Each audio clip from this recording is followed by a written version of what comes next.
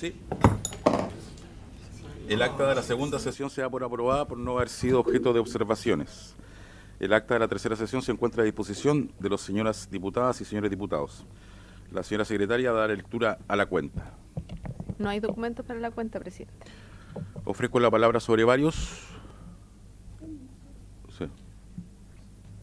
Señor presidente, muy brevemente, solo a raíz de, por su intermedio, la interpelación que hizo el diputado Ojeda casi al término de la sesión, donde manifestó que mi interpretación era mañosa. Quisiera simplemente hacerme cargo de algunos puntos. El ejemplo dado por el diputado Ojeda, por su intermedio, señor presidente, es un mal ejemplo. No son comparables, ya que el ejemplo interpuesto por el señor diputado, por su intermedio, señor presidente, puso como ejemplo la municipalidad, si usted recordará, y sus organismos internos. Pero la municipalidad no tiene en su interior órganos descentralizados, como es la JUNAEP. Por lo tanto, son situaciones totalmente distintas, ya que lo que hace la descentralización es romper la jerarquía, y en la municipalidad están todos bajo la línea jerárquica de los alcaldes.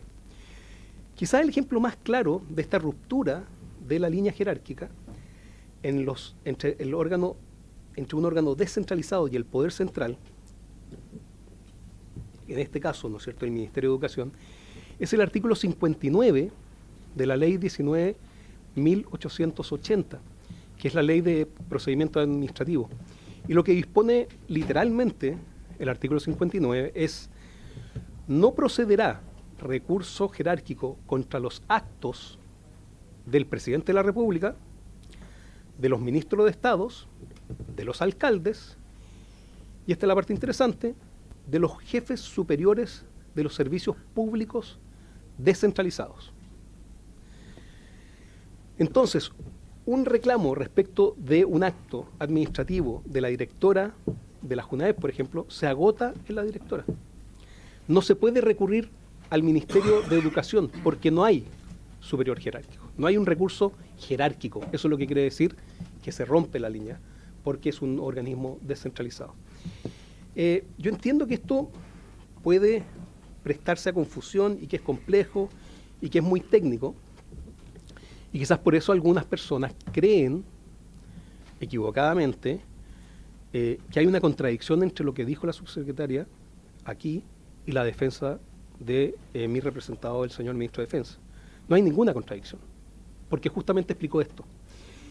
Y me parece que puede ser ilustrador para resolver este caso la declaración que prestó el entonces subsecretario de Educación, Raúl Figueroa, en la comisión investigadora de la ex ministra de Educación, doña Marcela Cubillo, y me permito citarlo, que dice, ¿qué fue lo que dijo en esa oportunidad?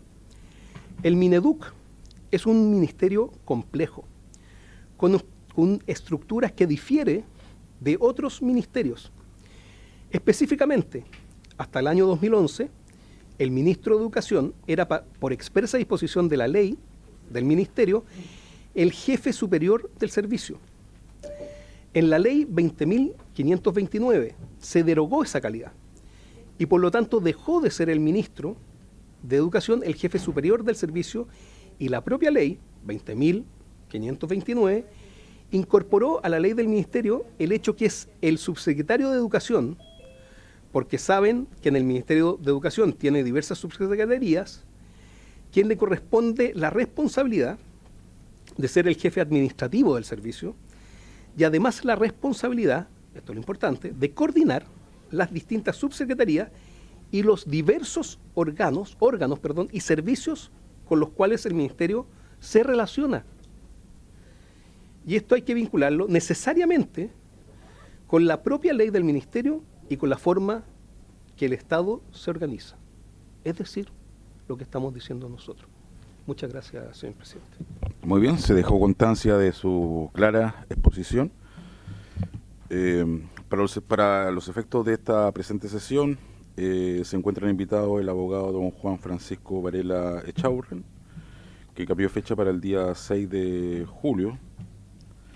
al director de la Oficina Nacional de Asuntos Religiosos, don Omar Cortés, la vicepresidenta del Comité Nacional de Educación Evangélica, doña Elba Rosa Villaseca Escobar.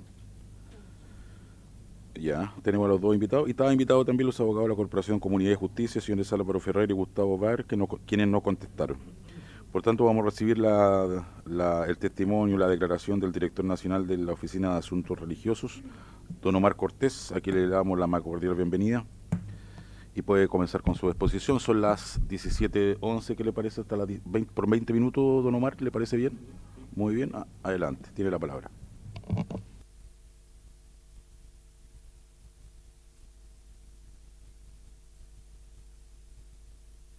Costumbre ya. Muchísimas gracias, señor presidente de la comisión y a los diputados presentes. Estoy aquí para, de alguna manera, desmitificar algunas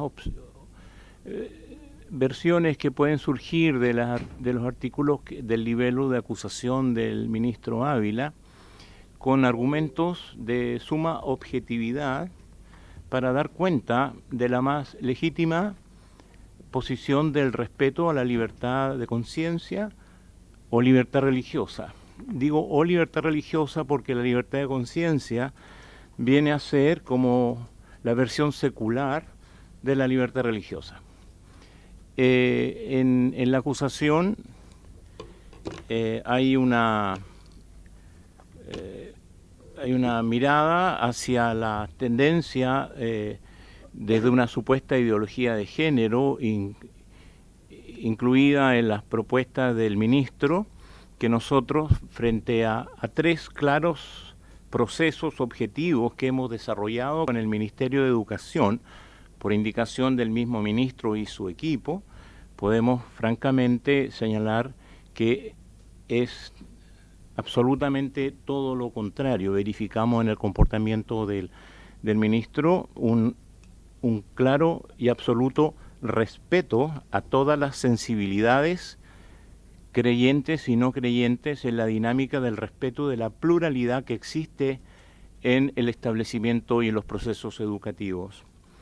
La pluralidad no se impone, la pluralidad se descubre, en ella vivimos, y la función docente tiene que ver con la riqueza de reconocer y hacer vivir en armonía y en coexistencia del respeto mutuo a toda esa pluralidad. La libertad de conciencia debe ser vista a la par de la igualdad de respeto. Invocar mi libertad de conciencia es en función de respetar la libertad de conciencia del otro. Los casos que yo voy a dar de objetividad en relación a esto dan cuenta de lo que estoy diciendo. Hay un gobernador de 1640, Roger Williams, de Estados Unidos, que fue llamado el profeta de la libertad, donde él señala precisamente que la libertad de conciencia debe ser vista a la par de la igualdad de respeto, y que la violación y que la falta a la libertad de conciencia le llamaba violación del alma. Entonces, por eso nos parece muy clave y crítico estar aquí presente como oficina para dar cuenta de manera objetiva de que nunca ha habido y no habrá, espero, así lo hemos visto, una actitud de ese tipo por parte del ministro Ávila. Tres procesos claros y objetivos. Primero, por iniciativa del ministro, a través de su equipo, golpearon las puertas de nuestra oficina. Primera vez que un ministro, desde que yo tengo razón y investigando en el periodo del presidente Sebastián Piñera, un ministro a través de su equipo golpea la puerta de la Oficina Nacional de Asuntos Religiosos para iniciar con nosotros un proceso de convocatoria a todas las sensibilidades religiosas y confesiones existentes en nuestro país que están presentes en el espacio de la educación pública para poder dialogar en diálogos incidentes para la propuesta de una política nacional de educación en afectividad y sexualidad, cuyo foco central es la prevención del abuso sexual, la preparación de los niños y niñas para prevenir el abuso y a su vez entender que aquí no existe una dimensión de imposición, de obligatoriedad, sino que existe una dimensión de reconocer el respeto a la pluralidad de las libertades de conciencia.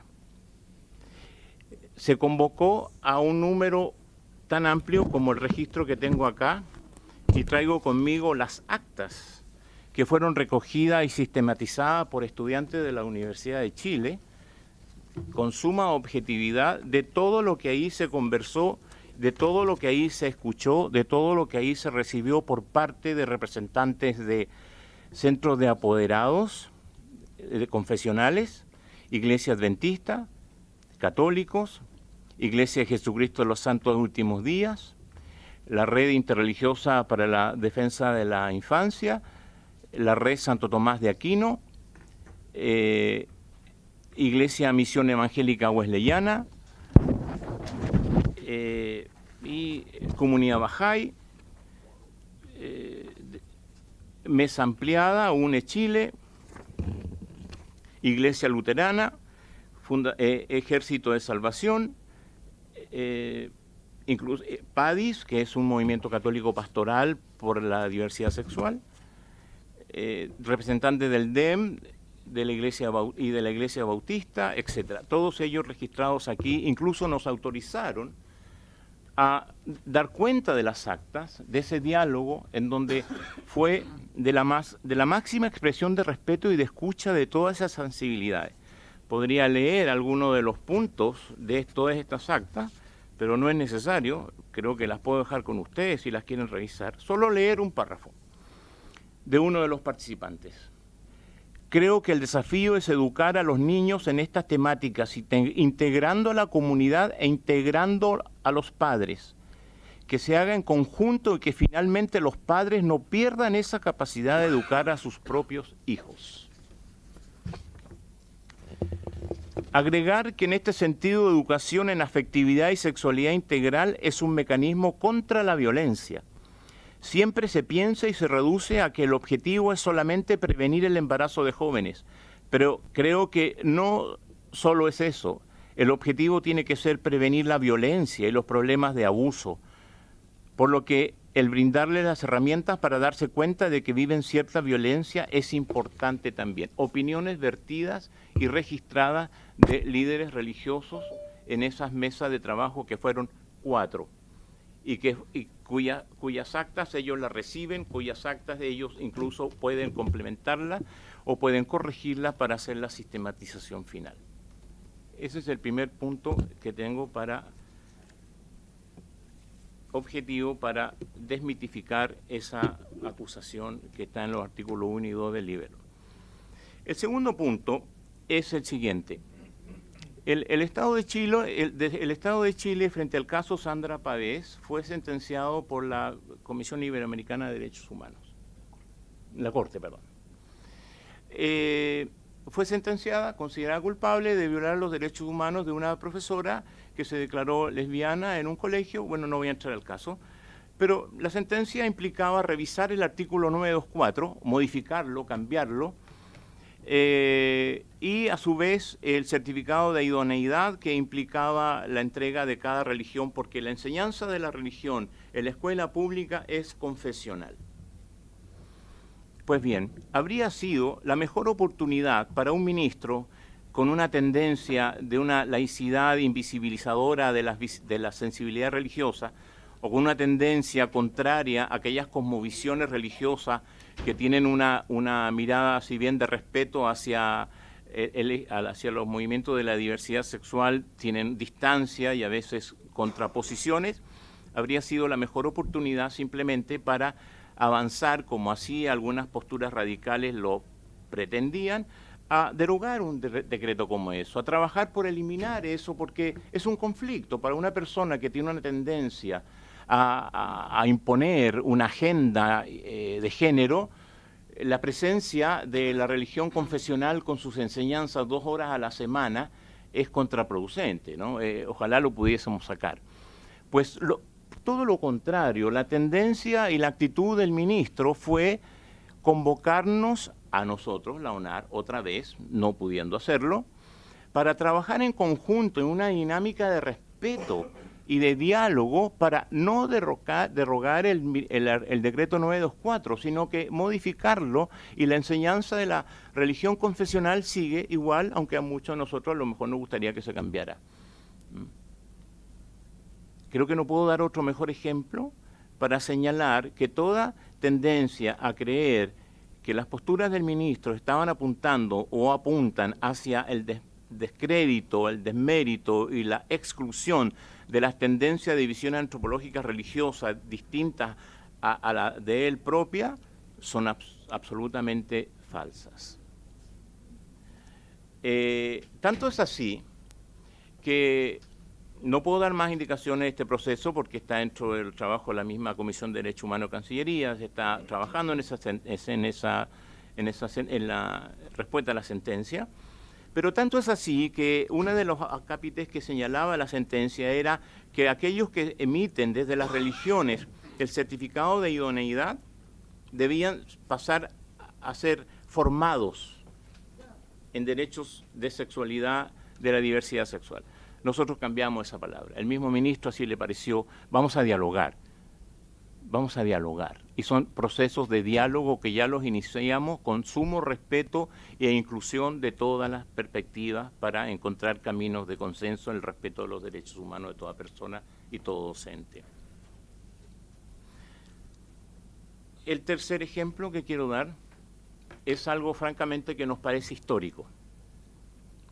No habíamos visto, y lo digo al decir visto no solo por mi función de director de la oficina, fui asesor en el gobierno de Bachelet y también he trabajado mucho tiempo en el campo de la ciencia de la religión y todos esos campos académicos, pues no habíamos visto nunca la voluntad tan honesta y sincera de un ministro para erradicar una discriminación histórica hacia los centros de estudios no católicos existentes en nuestro país. Si un ministro tiene una tendencia de una agenda de género que quiere imponer, jamás tendría esta preocupación, jamás. La comunidad judía tiene su sede del Seminario Rabínico Latinoamericano, sin ninguna posibilidad de ser reconocida como un establecimiento educacional por el Ministerio de Educación. Instituciones teológicas conservadora, más progresista, del mundo evangélico protestante, alguna de 110 años, otra de 70 años, otra de 50 años, 30, todos sus estudios de grado y pregrado no son reconocidos por el gobierno de Chile. No tienen acceso a un paso de inclusión en los programas educativos y en los beneficios que puede ser una persona que opta por esos estudios, ¿no? Las razones son varias, no voy a entrar en ese detalle. Pero hoy por fin encontramos una voluntad sincera. ¿Por qué? Porque en la definición de la sentencia Pavés se encuentra una situación. Es necesario que todos los que enseñan religión sean profesores. Muy bien, a los profesores evangélicos hay que pedirles que sean profesores. ¿Quién los forma? Porque lo único que tienen formación son las universidades católicas, ¿no? Entonces se crea un vacío, porque incluso los grados académicos no son reconocidos. Entonces ninguna universidad, por ejemplo en Magallanes, hay un muy buen intento de la Universidad de Magallanes de trabajar con un centro de estudio que allá existe, pero no puede avanzar porque los grados que ellos entregan no son reconocidos. O sea, la voluntad del ministro y de su equipo, esto hay que resolverlo, no da más este tipo de discriminación. Entonces, yo con esos tres argumentos de suma objetividad, señor presidente y diputado de esta sala, me parece de absoluta acto probatorio de que pensar que hay una actitud tendenciosa de un ministro para invisibilizar, excluir, ¿no?, el derecho preferencial de los padres sobre la base de libertad de conciencia o libertad religiosa, el derecho de la inclusión de la pluralidad existente en nuestro espacio público, porque eso es lo que todos tenemos que reconocer. Invocar mi libertad de conciencia en función del respeto a la libertad de los otros. Entonces, insisto, con estos argumentos sumamente objetivos, puedo dejar las actas con usted, presidente, si las quieren revisar, ¿ya? Creo que, como decía William Rogers, violentar la libertad de conciencia es una violación del alma. y sinceramente creo que hay que pensar en las personas, y el ministro Ávila podríamos estarle haciendo una violación de su propia alma, porque me parece que es un falso mito lo que señala la acusación respecto a su actitud discriminatoria frente a la sensibilidad religiosa. Muchísimas gracias, presidente. Muchas gracias, don Omar Cortés, por su exposición, por su testimonio. Deja las actas a disposición de la comisión, si le parece, Por supuesto. para que podamos formarnos una opinión también. Le planteo inmediatamente, colega, ¿le parece si podemos formularle preguntas para concluir este punto? Diputado Berger, ¿no? Diputado Santana, diputado Hirsch, diputado Navellán. Ok. Muy amable, don Omar. Queda liberado. Ok. Muy amable. ¿Está telemática la señora?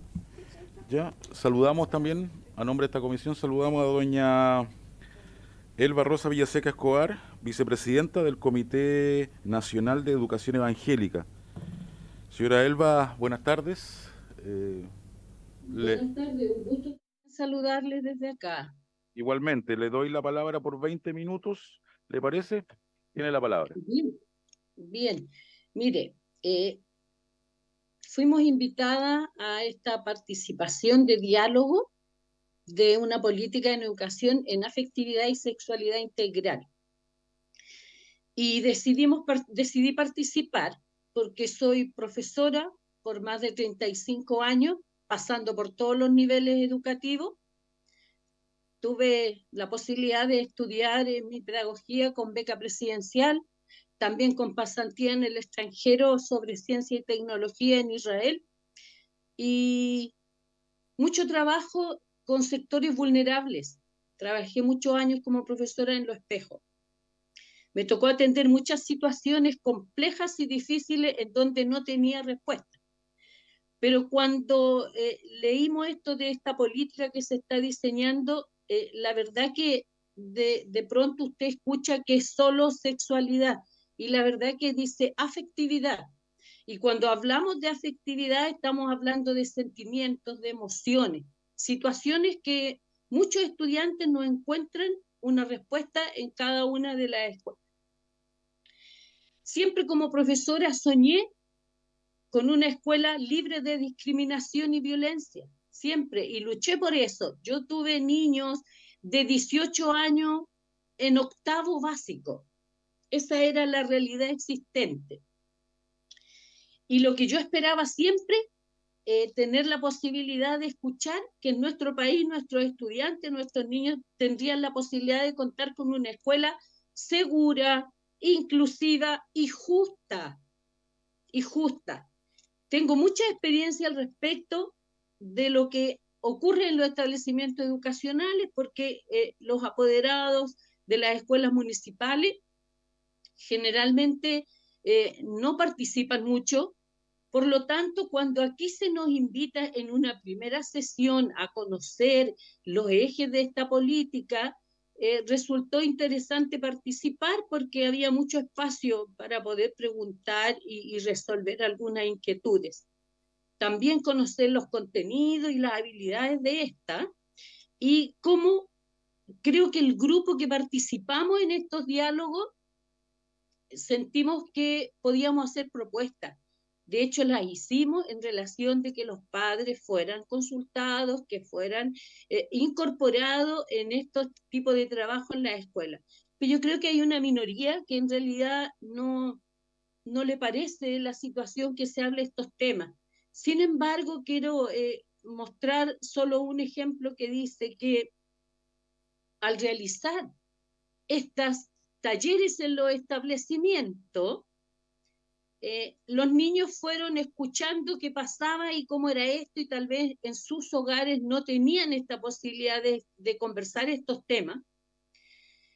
Por lo tanto, yo vivo en San Bernardo, tengo una escuela a la vuelta, soy de una familia de profesores, tengo una hermana que trabaja allí, y me cuenta un día, yo sin comentarle lo que yo siempre hago y participo.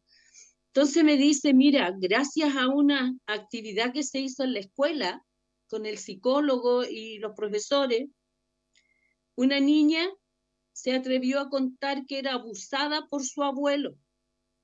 Entonces yo dije, en realidad es importante, es interesante conversar y no es la primera vez que a lo mejor hay intentos de políticas de este tipo hacia las escuelas. Por lo tanto, dije, si hay una niña que pudo dejar de ser violada porque tuvo la posibilidad de contarlo y su madre darse cuenta de lo que pasaba, algo se ha hecho. Así es que seguimos participando. Yo de estas 4 sesiones participé en 3, pero siempre se nos enviaba el acta y las temáticas que estaban trabajando. Pero tuvimos la posibilidad de poder compartir y motivar a que esto fuera mejorando y que fuera mucho mejor y complementario para las escuelas, en términos de que cuando un profesor se prepara en su condición de pedagogo, no se hablan estos temas, nunca reciben información adicional. Y estos temas los tenemos como tabú. Y la verdad es que yo pienso que hoy día, si yo digo que la escuela habló un tema y en mi casa, en mi hogar, hay amor, hay cariño y lo hablo con verdad, eso prima. Eso tiene que primar en un hogar y en la formación de los padres. Pero si yo quisiera reclamar porque se le dijo tal nombre o tal cosa o se hizo un taller, la verdad que yo creo que es bueno que la escuela, yo fíjese que luché mucho para que hubiera control social en los establecimientos donde los padres no participaban por distintos motivos, que fueran más involucrados, realizando actividades en donde tuvieran que exponer en conjunto el papá o la mamá, la abuela, quien fuera, con sus propios niños para que pudieran integrarse de lo que pasaba y ocurría en cada escuela.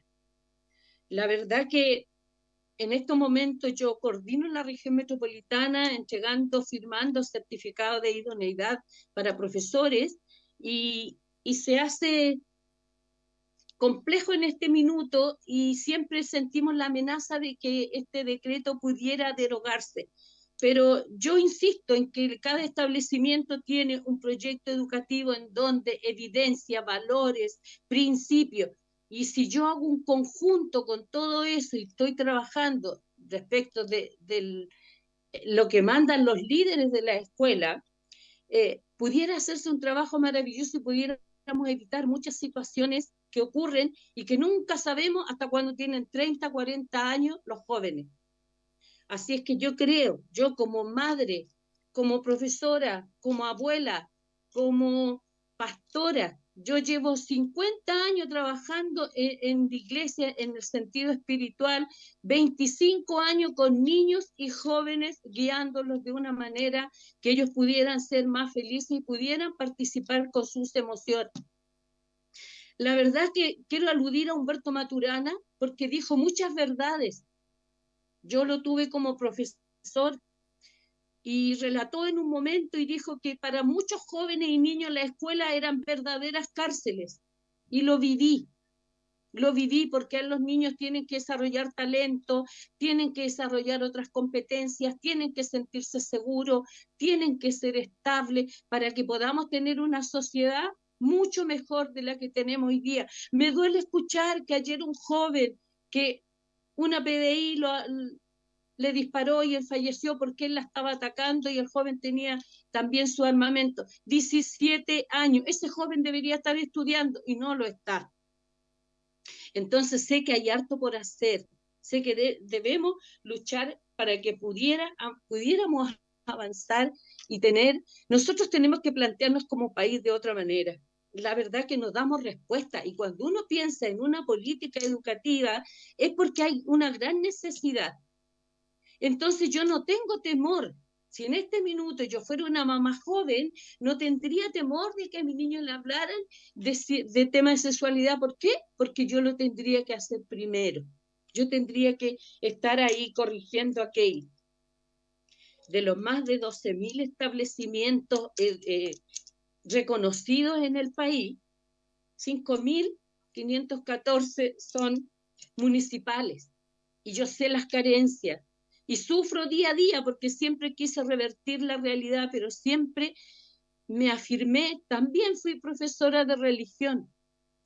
Trabajé muchas dinámicas, muchas metodologías para que ellos pudieran a lo mejor no sentirse con que no estoy haciendo un culto, estoy tratando de que ellos tengan una autonomía, de que ellos pudieran tener un desarrollo mejor. Y la moral se desarrolla. La moral no es que el niño como está no se desarrolla, igual como dice Piaget que se desarrolla la parte cognitiva, la moral también se desarrolla, porque los niños tienen una moral muy dependiente hasta cierta edad, pero si no reciben ninguna formación en aquello, se generan muchos conflictos en su vida, en sus sentimientos. Yo creo que lo que nosotros hacemos está basado en el amor.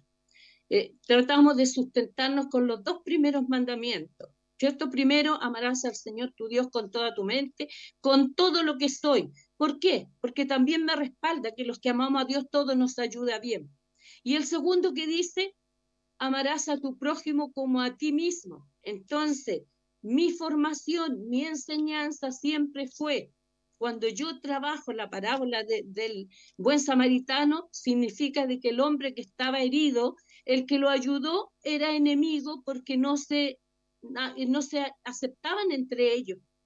Por lo tanto, el que ayudó al herido fue uno que era enemigo. ¿Y qué ocurre? Que como siempre los apóstoles preguntando, ¿y qué haremos? ¿Y cómo seremos salvos? ¿Y cuál es mi prójimo? Le dijo, el que actuó con misericordia. Y el que actuó con misericordia le dijo, ahí tú vas a entender cuál es el prójimo. Por lo tanto, dijo, haz tú lo mismo. Yo quisiera tener una sociedad mejor en realidad, y cada vez que escucho que hay alguien que está padeciendo y tiene muchos conflictos y no es aceptado y es muy discriminado, duele mucho, duele en el alma, porque quiere decir que en varios aspectos no hemos avanzado, estamos muy estancados. Y también siento, hay mucha necesidad, las escuelas tienen una gran oportunidad, tienen un proyecto GES que se hizo en los años 90, pero eso no funciona, no está bien implementado. Y la verdad es que si hoy día se está trabajando en eso, es un gran avance, porque eso hay que revertirlo. En la escuela hay un tiempo precioso en donde nuestros niños podrían sentirse muy acogidos, muy bien y crecer en ello, pero no es así. Así que nosotros haber participado, yo por lo menos en estos diálogos, en esta reflexión, creo que ayudó mucho, porque también se visualizó de que el profesor dentro de su formación debiera estar preparado. Porque tenemos un caso igual, una profesora cuando tuvo que realizar un taller, ella se negó y no quiso, y quitó la oportunidad a lo mejor de muchos estudiantes. Tengo un caso, una profesora que el alumno de 7º básico le dijo, profesora, él si es gay, ¿él se va al cielo o se va al infierno? Y ella dijo que se iba al infierno. Me tocó atenderla, me tocó conversar con ella, porque como profesora yo tampoco puedo dar mi opinión personal. Yo estoy para velar por ellos. Por lo tanto, la verdad que hay mucho que hacer. Quisiera yo dejar en claro en esto que la participación de todos los que allí estuvimos creo que nos dejó bastante conforme respecto de que se nos consideró, porque el pueblo evangélico también nos hemos sentido muchas veces discriminados. Desde que voy a una plaza pública, yo veo en la plaza la farmacia, veo la iglesia católica, y no es que yo también quisiera que hoy día se instalara allí. Hemos luchado para tener espacio en donde las personas pueden llegar también y satisfacer esta necesidad espiritual. Así es que yo creo que las cosas no tenemos que mirarlas con los ojos nuestros, sino que tenemos que a veces ponernos lentes y mirar con otros ojos. Esas miradas de amor que merecen y necesitan todos y cada uno de nuestros estudiantes. Si yo hoy día le negara la posibilidad de no conversar ningún tema de esto porque son privativos, si fueran privativos, ¿usted cree que no buscaría por internet, por algún medio, verlo y a lo mejor lo va a entender y lo va a visualizar de una forma morbosa, de una forma que no corresponde? Porque por sobre todas las cosas tiene que haber amor. Así que muchas gracias. Dios les bendiga a cada uno de ustedes y le ayude en el trabajo que realiza. Muchas gracias, doña Elba Villaseca, por su palabra, por su testimonio. ¿Concedo algún espacio para preguntas, colegas? ¿No? Don Tomás Hirsch. Yo no soy evangélico, pero escuché atentamente a doña Elba y no voy a hablar de nada constitucional. Bueno, porque creo que además en la acusación no hay nada que tenga que ver con transgresión a la Constitución. Pero me ha llamado mucho la atención muy profundamente el amor que expresa en sus palabras. El amor profundo hacia los niños, hacia las niñas. Y mientras hablaba lo he cotejado con el poco amor que he visto en el texto de la acusación. El desprecio el desprecio absoluto por tratar de mejorar la vida de niños y niñas que han sufrido tanto, como el caso que hoy día en la mañana impidió que viniera una persona. Y me quedé pensando lo quiero decir con toda franqueza, presidente, en la poca humanidad que hay en la mirada que impide que se le entreguen a los niños y niñas todos los elementos que les permitan una vida mejor. Y desde ese punto de vista, simplemente quería decirlo, porque es lo que siento que me ha llamado profundamente la atención lo que ha dicho la señora Elba y sin ser parte de esta Cámara, sin ser parte de este lugar, creo que en sus palabras hay una sabiduría que he echado mucho de menos en algunos fragmentos de la acusación donde he visto por el contrario una falta de humanidad con respecto a los niños y las niñas de nuestro país. Solo eso, presidente. Gracias, diputado Hirsch. Le concedo la palabra al diputado Becker, perdón. Becker, presidente, como la cerveza, si usted gusta. Muy bien, pues saludar a la pastora Elba Villaseca, saludar a nuestros diputados y a nuestros asesores que se encuentran en la sala. Yo me considero católico, apostólico y romano, pero sí durante mi periodo de alcalde, y perdonen que vuelva a ser un tanto autorreferente, pero sí tuve una muy cercana relación con el pueblo evangélico en Temuco y en la región, que entre paréntesis en Temuco es donde más pueblo evangélico hay, alrededor de un 35% de la población se considera evangélica, siendo que el resto del país es alrededor de un 25%. Y eso se supone que es a propósito del trabajo que hemos hecho. En alguna parte de la locución, la pastora Elba manifiesta que primero los padres, dice, porque cuando habla de que si ella fuera una mamá joven, le enseñaría estos temas a sus hijos. Yo estoy totalmente de acuerdo con ella, que son precisamente los padres los que tienen que dar los primeros pasos en la enseñanza de la educación sexual, afectiva y con una relación amorosa, cercana, y el establecimiento educacional tiene que probablemente entregar también algunos argumentos, algunos aspectos, pero sin meterse en el ámbito de la familia. Esa es mi sugerencia. Ahora, a propósito de lo que dice mi estimado colega Hirsch, en relación a que él ve dentro de esta acusación algunos indicios de, creo que dijo odio o algo así, término no sé cuál fue exactamente, desprecio, yo creo que es todo lo contrario. Lo que nosotros estamos procurando hacer es que podamos, con el cariño que le tenemos a nuestros hijos, y esto traspolarlo a todos los hijos. Yo tenía 17.500 hijos como alcalde de la ciudad, y a ellos me debía en cuanto a entregar una buena educación. Y es así como los 42 establecimientos de Temuco quedaron en nivel superior en algún momento a propósito de esta gestión. Y que hoy día, a propósito de la pandemia, que sí nos afectó, porque afectó más al área pública que al área privada, el área pública llegó a un 25% de participación durante el tiempo de la pandemia. Los establecimientos educacionales, especialmente los particulares pagados, llegaron casi a un 60% de asistencia, y posteriormente también hubo un periodo en que los propios profesores, que hoy día están reconociendo el error de haber mantenido, haber sugerido o solicitado que los establecimientos educacionales se mantuvieran cerrados, y eso nos está afectando muchísimo. En cuanto a que hoy día hay niños que están en segundo medio y de matemática y de idioma, lectura y idioma, están muy atrasados, y algunos casos, así lo estiman los expertos, casi en forma irreversible. Entonces también ahí uno podría decir, y esto un paréntesis, ¿qué acciones ha tomado el ministro de Educación en relación a en estos casi año y medio?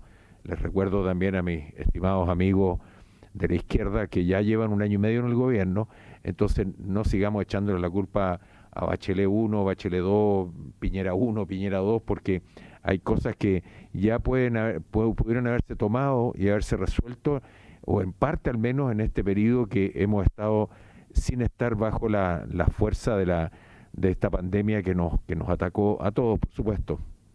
Pero aquí hay un tema relacionado también con lo que ha ocurrido con el CIMSE. Yo les recuerdo que hubo un ministro de Educación, no recuerdo exactamente si es Lago o Bachelet, que pidió sacarle los patines a quienes iban más adelante. Y hoy día lo que estamos haciendo es que no solo le estamos sacando los patines, le queremos sacar los zapatos a la educación pública. Y eso no sé cuál es el sentido. No sé si les gustan los pobres, entonces así poder multiplicarlos y poder manejarlos en los momentos de las elecciones. Yo no creo que sea esa la forma como tenemos que enfrentar este desafío. Y porque queremos a los niños de Chile, es que nosotros decimos, esta pega se está haciendo mal, necesitamos que alguien la haga mejor. Y a través suyo, presidente, al diputado Hirsch, que tiene una experiencia y una trayectoria larga, mencionaba embajador en Nueva Zelanda, ¿así lo escuché en la mañana? ¿Sí? Entonces él tiene una experiencia importante en esto, así que sin duda podría colaborar y aportar para que esto mejore, porque realmente nos preocupa lo que está ocurriendo. Sacamos la prueba del CIMSE en segundo básico, entonces hoy día los alumnos llegan a cuarto básico sin saber leer, y eso nos preocupa. Y esto, como en algún momento lo dije yo también, el gobierno, cuando una persona se postula a ser presidente de la República, sabe los problemas que va a enfrentar. Entonces no es cosa que esto partió el 11 de marzo, sino que partió al momento que terminó la elección de la segunda vuelta, y desde ahí el presidente, en este caso el presidente Boric, tiene que haber pensado en armar equipos con los mejores para sacar adelante este proyecto de país que queremos para todos. Nosotros estamos aquí, y ya con el diputado Hirsch estamos en la recta final. Entonces, pero sí detrás nuestro...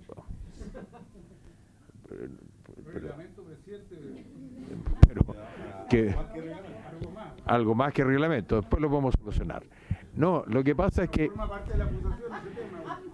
Lo que pasa, diputado Hirsch, que en alguna forma ahora ya nos debemos a nuestros hijos y nuestros nietos. Yo tengo 2 nietas, una de 1 año y otra de 1 mes.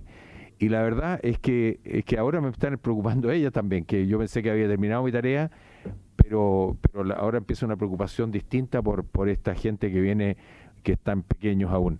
Y en ese sentido creo que tenemos que hacer todos un esfuerzo por mejorar la educación. Los liceos bicentenarios, bueno, que esto yo no lo quería tocar ahora, pero lo que ocurrió con los liceos bicentenarios, con la no selección de los alumnos en los liceos bicentenarios, siempre con la idea de la igualdad hacia abajo. Eso es lo que a mí me preocupa mucho, presidente. Y por otro lado, una pregunta adicional a la señora pastora para finalizar.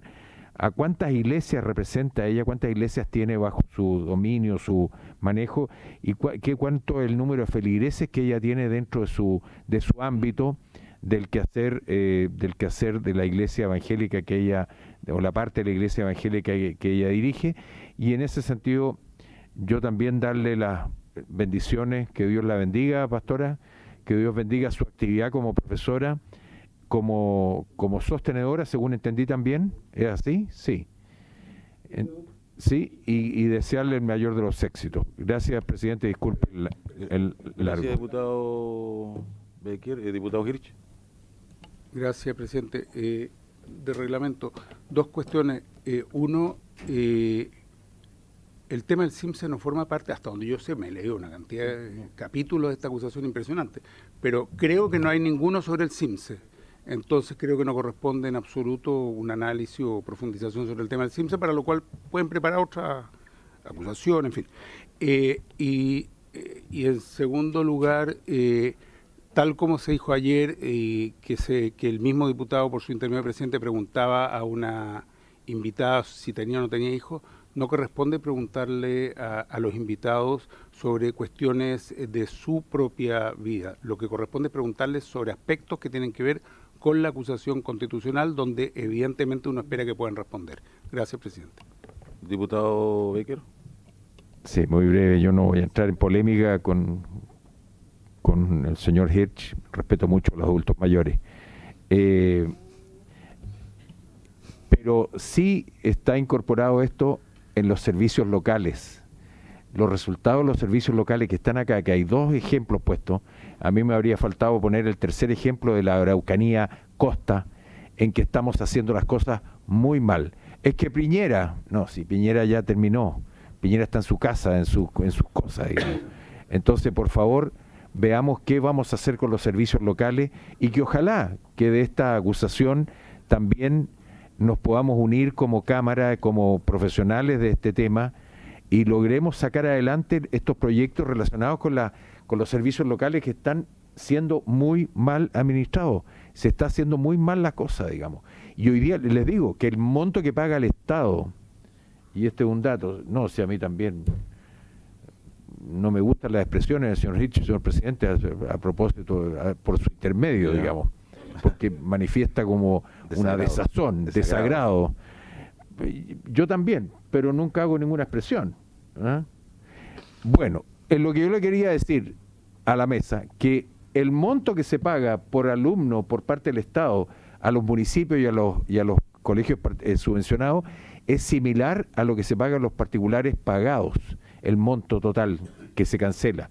Entonces, en ese sentido, creo que hemos estado mal administrando esto y la oportunidad está ahora en el gobierno del presidente Boric de mejorar y cambiar esto. Y da la impresión de que lo que hasta hoy día se ha estado haciendo en estos 15 o 16 meses del gobierno, no hemos logrado sacar adelante estos proyectos educativos que necesitamos que mejoren, porque si no, efectivamente vamos a tener una generación muy compleja para el futuro. De nuevo, gracias, presidente. Gracias, diputado Becker. Diputado Santana. Gracias, presidente. Yo pediría que en general todos los integrantes y las integrantes de esta comisión nos respetáramos, porque eso me parece que es una condición básica y por su intermedio a mí no me parecen que algunas expresiones de las que ha emitido el diputado Becker, a quien yo escuché atentamente, sean, digamos, en ese tono. Y solamente para hacer historia y al mismo tiempo manifestar algunas cosas que ha estado haciendo el Ministerio de Educación en materia de educación pública. Porque el año pasado, se empezó a tramitar lo que el gobierno denominó la Ley Miscelánea de Educación, que entre otras cosas le daba una pausa, hacía una especie de detención sobre la implementación de los servicios locales que se iban a comenzar a implementar durante este año.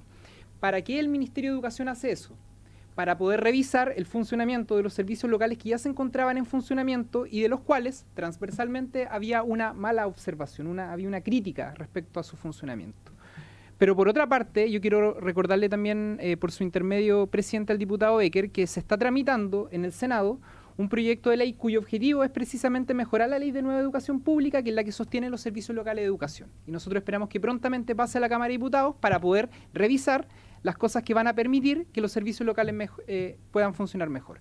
Pero además hay una cuestión de historia que yo creo que es bueno reivindicar, porque la educación pública, de la cual nos hablaron nuestros padres, nuestro abuelo en antaño, en nuestro país era una educación pública de bastante prestigio. ¿Cuándo la educación pública, señor presidente, se viene a pique en términos de rendimiento, en términos de matrícula? Cuando se inicia ni más ni menos que la municipalización, a inicios de los años 80. Y ahí los resultados de la educación pública a todo nivel fueron completamente en bajada. Y de eso hay datos, hay antecedentes. ¿Y por qué se crea la ley de la nueva educación pública, entre otras cosas? Precisamente para desmunicipalizar la educación pública de la administración de las municipalidades en donde había una crítica, no de todos los municipios. El diputado Becker, por su intermedio presidente, bueno, ha señalado que es alcalde. Hay buenas experiencias de administración en las municipalidades, pero habían malas experiencias en donde los recursos de educación se utilizaban para cualquier cosa menos para mejorar la calidad de la educación que se le entregaba a los estudiantes. Por eso se implementa esta ley, por eso se tramita en el segundo gobierno de la presidenta Bachelet este proyecto que hoy día es parte de nuestra institucionalidad. ¿Cuál fue el problema a mi modo de ver? Y en esto lo digo con harta responsabilidad, que una vez que se crearon los servicios locales, a quien le correspondió implementarlo fue al gobierno del presidente Piñera. Y uno tiene el legítimo derecho, colega, a hacer un juicio negativo respecto a la implementación, que es distinto al contenido de la ley. Y a mí me parece que en cuanto a la implementación, el gobierno del presidente Piñera, o sea, yo creo que quiso hacer un boicot con la implementación de la ley de la nueva educación pública. Yo creo que no le puso, presidente, ningún interés, ningún acento en que esa ley se implementara en los términos que correspondía. Lo mismo ocurrió con el sistema de admisión escolar. Yo quiero recordar que en la administración anterior, uno de los motivos por los cuales se acusó constitucionalmente a la ministra Cubillos era porque estaba entregando información falsa de cómo funcionaba el sistema de admisión escolar, en circunstancias en que ella señalaba que no existía la posibilidad de que los apoderados se entrevistaran con los directores, cuando la ley contempla esa posibilidad, pero de forma voluntaria. Antes, en el anterior sistema, era una obligación que los apoderados finalmente se pudiesen entrevistar con los directores, y finalmente todos sabemos de lo que se trata la libertad de elección. En antaño, cuando los estudiantes tenían la posibilidad de pagar un establecimiento particular subvencionado, bueno, podían hacerlo, podían acceder a ese establecimiento, ¿no? Pero no todos los estudiantes, diputados, diputadas, tienen la posibilidad, no todas las familias tienen la posibilidad de pagar un establecimiento particular subvencionado, y por eso también se implementó la ley de inclusión, que entre otras cosas le ponía fin al lucro, le ponía fin a la selección, pero además le ponía fin al copago, y ese copago era reemplazado por un aporte del Estado. Y hoy día los establecimientos que se acogieron a esa ley, la ley de inclusión, pueden funcionar con un proyecto educativo al cual las personas pueden suscribir, pero naturalmente hay recursos del Estado destinados precisamente para educación, y se evita y se termina todo tipo de discriminación que en el anterior sistema tenían esta modalidad educativa que existía y que sigue existiendo en nuestro país. Por lo tanto, yo creo, presidente, que es necesario recordar el por qué se legisló en nuestro país acerca de la educación pública. Es necesario también acordar el por qué hoy día es necesario revisar el funcionamiento de los servicios locales de educación, y también es importante recalcar que en las administraciones anteriores, cuando la educación pública estaba a manos de la municipalidad, los jardines infantiles, la escuela y los liceos, bueno, habían cosas que se podían hacer más ágilmente, pero había una cuestión administrativa, que no digo en todas las municipalidades, pero sí en muchas, tuvo una experiencia bastante negativa, con desórdenes de recursos y con pérdidas de recursos que incluso terminaron en la sanción a diversas autoridades. Gracias, diputado Santana. Diputada Navellán, y cerramos el debate.